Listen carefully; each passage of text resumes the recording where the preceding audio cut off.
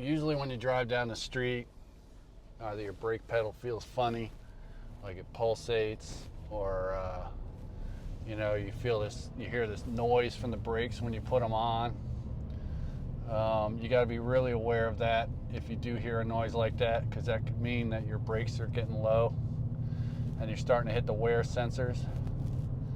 So a lot of people will ignore it, and then by the time they get to me, the brakes are ruined, the calipers ruined, it just causes damage.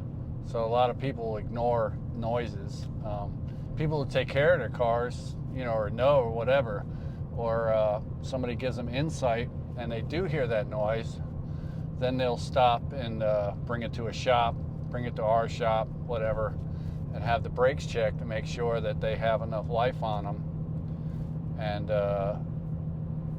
to change them. If they don't have enough life, then we need to change out the brakes and the rotors, and so we can get them back on the road.